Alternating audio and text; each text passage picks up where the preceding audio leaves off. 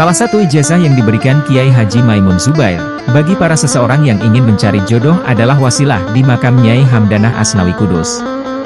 Makam Nyai Hamdanah sendiri, berada di Komplek Makam Sunan Kudus, tepatnya berada di barat makam Kiai Haji Raden Asnawi, belakang mihrab Masjid Al-Aqsa Menara Kudus. Nyai Hamdanah merupakan istri dari Kiai Haji Raden Asnawi Kudus, salah satu ulama penting dalam sejarah berdirinya organisasi Nahdlatul Ulama. Menurut Kiai Haji Minan Zuhri, Nyai Hamdanah merupakan janda dari Syekh Nawawi Al-Bantani saat bermukim di Makkah.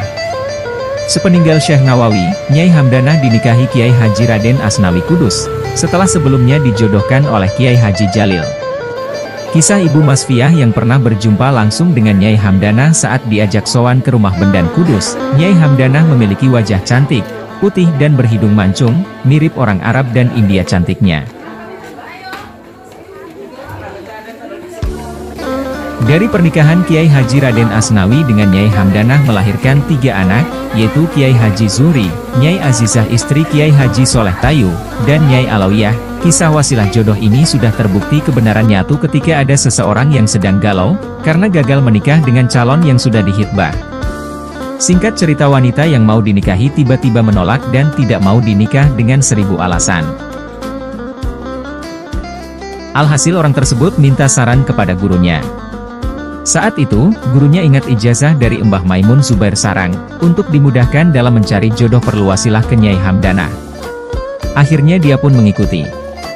Alhamdulillah, Allah mengabulkan niatnya, tak lama kemudian orang tersebut dipertemukan dengan wanita idamannya. Dan akhirnya orang tersebut pun menikah. Lalu apa yang harus dibaca saat wasilah? Biasanya yang dibaca adalah surat Yasin, tahlil, dan doa-doa. Ada juga yang mengamalkan ijazah dari Kiai Cumaib Kaliwungu Kendal.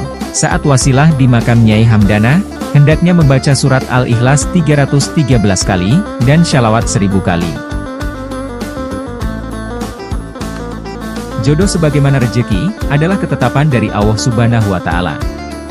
Namun, bukan berarti manusia tidak lagi perlu berusaha. Rezeki tidak turun dari langit, namun harus mengupayakan, sebab, yang membuat rezeki diberikan kepada kita. Demikian pula jodoh. Kendati sudah menjadi ketetapan Allah, namun bukan berarti manusia tidak perlu lagi mengusahakan. Kita harus mengupayakan, sebab, agar jodoh dihadirkan oleh Allah Subhanahu wa Ta'ala.